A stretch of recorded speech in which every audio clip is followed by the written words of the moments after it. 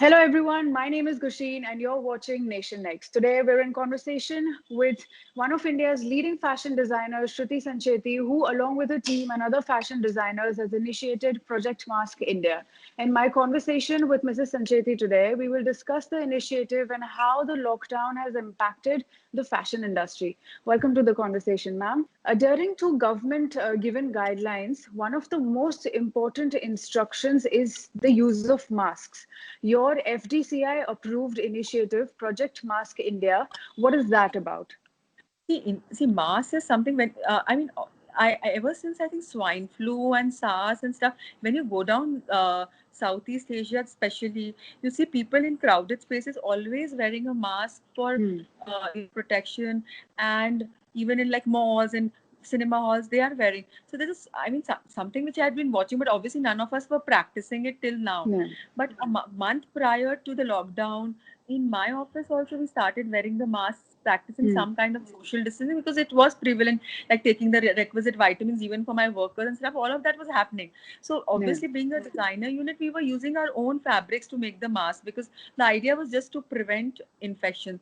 Then suddenly this wave came about all these technical masks, and obviously we were not equipped Yeah. to make them. That is something left to specialists.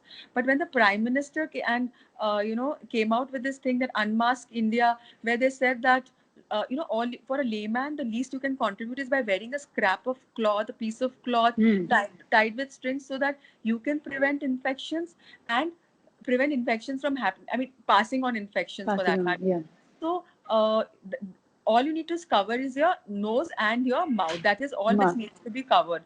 So, Yeah. keeping that in mind, then this mask made sense, and he was Mr. Narendra Modi insisted that we should make our own mask. We should not be Hmm. dependent on foreign masks. It's Yeah. his own original way of saving foreign currency, being less Yeah. dependent on foreign nations. So. That is the time this idea stepped in, though we were making masks for our family and friends and stuff Hmm. like that, but obviously we did not think of making it on such a large scale. So with Hmm. FDCI, we made some 500 masks, 5,000 masks for Delhi police, and Okay. once they were ready, we still had a lot of extra fabrics. And since we as a brand work with organic fabrics, which are always pure and pure cotton based fabrics, we try, because the summers are going to be very very harsh here now. Mm-hmm. So we have to be very practical when wearing a mask. Something very thick which we cannot breathe in will not be a solution, because people will throw away, because once they feel are not Yeah. comfortable, it will not be a practical solution. Hmm. So, with Mr. Sethi, the president of FDCI, the head of FDCI, along with him, I started this COVID fund. They already had a COVID fund, which the textile minister, Ms. Smriti Irani, had also endorsed. So, Right. was my own way of contributing towards it, by obviously helping younger talent and the craftsmen and the weavers and who all are associated. We have hundreds of people behind the scenes. I could be the face, but behind me there are 100 people also who are Hmm. dependent on me. So all of these people need their livelihoods. They are also as dependent as uh, you know uh, desperate right now. They have no source of livelihood. They are all anxious. They don't know what to do Hmm. next, and they're all Yeah. jobless. Yeah. So keeping this in mind, to provide some kind of contribution to the COVID fund, this was an initiative we started. So and because luckily I am because safety and sanitization is very important. Hmm. As we know that every person is sanitizing their hands like 10 minutes for every after every 10 minutes, and we are all very particular about hygiene, social Hmm. distance. Similarly, sanitization is equally important. So we are tied up with we have this hospital called Kingsway, which is Central India's leading hospital. It's a 300 bedded hospital, and it has an extremely state of art sanitization plant. So Hmm. that is what gave me the courage to start this initiative, because otherwise, if I could not sanitize those napkins before handing out to the people, then I would not do it, because you don't know how the workers are. I mean, we can all we can do is we can educate them about Yeah. hygiene, but we cannot be very. I mean, we cannot check every moment. So this was Yeah. actually, because also the fact was that they were working from home. We tried to educate them. We tried to do everything, but still, to be double sure, Hmm. we sanitize the masks, and the masks which are going are also going in those sanitized. After sanitization, they are packed, sealed, and sent to people directly. So I know that even if I mean I can help people, I don't want to, even if I can't help people, I don't want to be the cause of some kind of a problem, you know.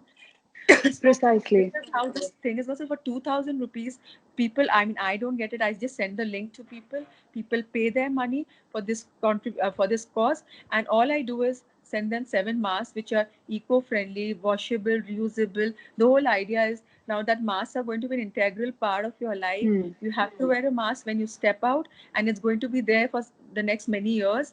So Hmm. wear different 7 different masks for 7 different days, or share it with 7 different family members. Do whatever you want, but do wear it, because these are, again, as I told you, very comfortable cotton, so they can be washed also, and plus they are going to be perfect for the coming harsh summer months which we are going to be Yes. facing now. Precisely.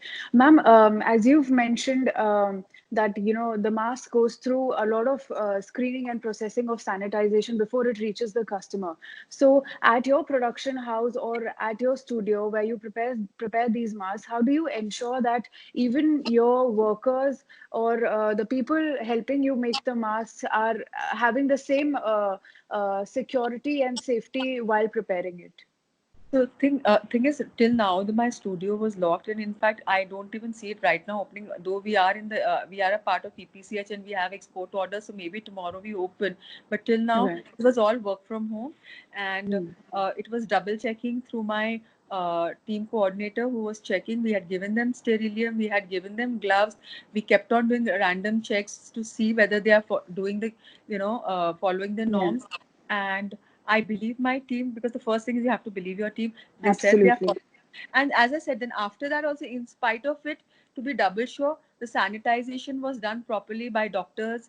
That unit in Kingsway, when it went through a really the masks were not technical; they were totally handmade with. But the process in which they were Yeah. treated was totally technical, so they are absolutely safe, and no one even needs to wash them. They can straight away wear them. That's great. Ma'am, due to this lockdown, many services are facing a temporary ban, and one of the most important services is the postal service. So, how do you manage the production and then the postage to the customers who've paid for these masks? So this scheme did come up. I mean, we were ready with this initiative a long time back, but Hmm. because we knew the postal services, the courier services are not going to open, and though again I could courier it through Kingsway Hospital through as a medical courier, but that would be Yeah. too expensive and plus very impractical and not really, it was not practical. So now with the courier services resuming today, that is the reason we launched it about 4 days back. So we get the orders, and from today we start dispatching it. Now the courier services, postal services are all in order, and they are willing to take. I've already in touch with them, and today evening they are taking the first batch of courier which is to be Couriers. sent out. Yeah. Right. Ma'am, with this initiative called the hashtag Project Mask India, how many designers along with you are contributing for this? No, so in this project, this the one of 7 marks, this is the I'm the only one who's doing it with FDCI, Okay. and there are other ways. Many designers are coming up with their own ways to contribute, because see, in this everybody is connected, and people are doing their own bit to do something about it. People are making their, some people Yeah. are contributing their clothes. I mean, for they're auctioning their clothes. Some people are doing so, giving online classes, and charging for it. But obviously, all of that goes to charity. So people are doing. So FDCI is trying is part of many initiatives where the designers can contribute to the COVID fund. So once this fund is ready, the younger talent and the craftsmen and all benefit out of it. Right, ma'am. Precisely because this is the time right now where not just you and me, but the entire economy all across the world, everybody is facing a very facing steep financial crisis. So, with this Project Mass India, how are your workers who are currently working with this initiative? They're going to be benefited with it.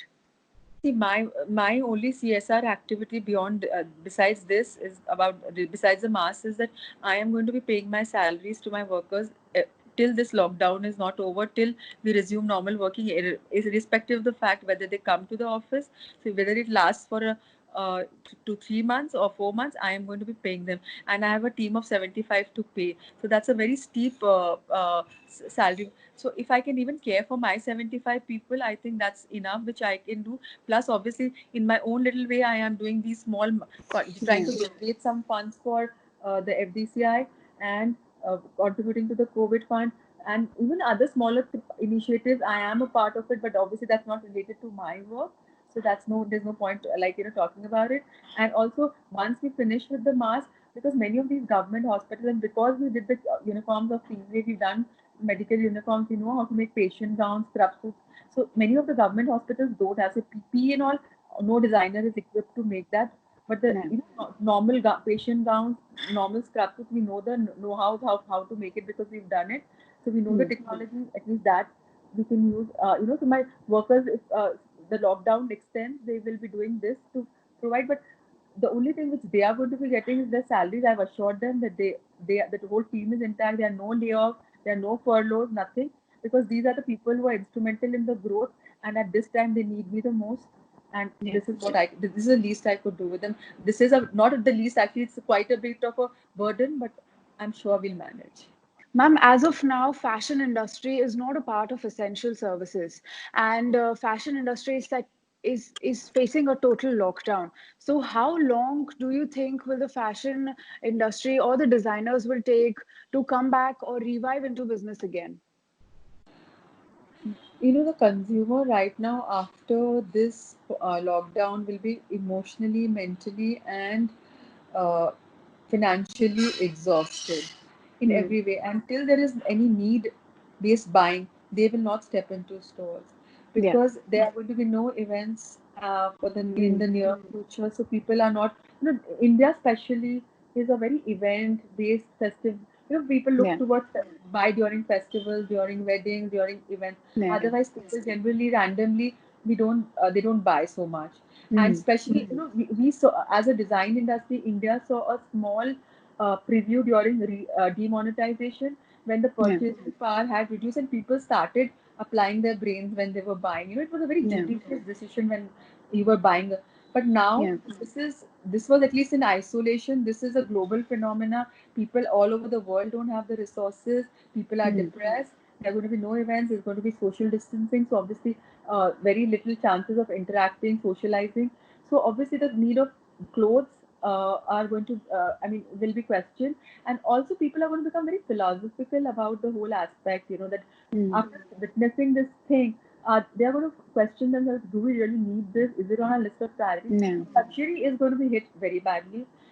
So only if we fulfill the needs and wants of the consumers in a smarter manner, what they need and they want, and be very wise about every possible, all the four P's of marketing and all the four C's of fashion, then maybe we have a chance of surviving. Otherwise, I don't see it all coming back till the next whole year, because there's going to be no fashion week, there's going to be no buying, no Hmm. buyers coming. So then it does,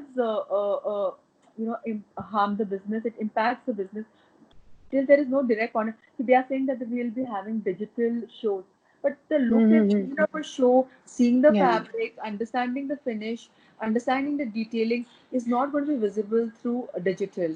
And a Yeah. customer who's spending something like a 50,000 would want to feel the experience of the Yeah. outfit, and they would want to try it on and stuff like that. So Yeah. I mean, I really don't know.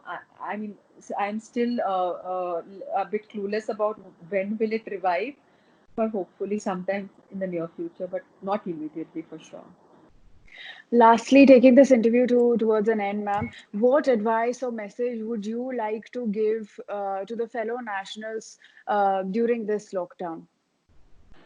The government, I mean, first of all, we should be very proud that though we are a country which has a population bigger than entire Europe, we are still handling it so well, and our cases compared to them is just a fraction. So we should be very happy that our Prime Minister, along with the team of, along with his entire team, is handling the situation so well.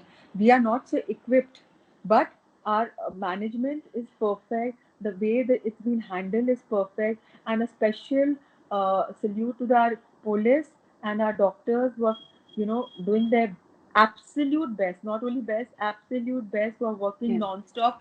So and we are a nation where we do have a lot of population. There are slums, so the Hmm. chances are higher, and there is a big spread of illiteracy also here compared to the first world nation. But still, the way it's being managed, so feel proud and help the government to support the government in what they are doing, and contribute your own bit by just staying home, social distancing, maintaining your hygiene, and if at all you step out, do wear the mask, because now that's going to be the next big accessory and an integral part of your life.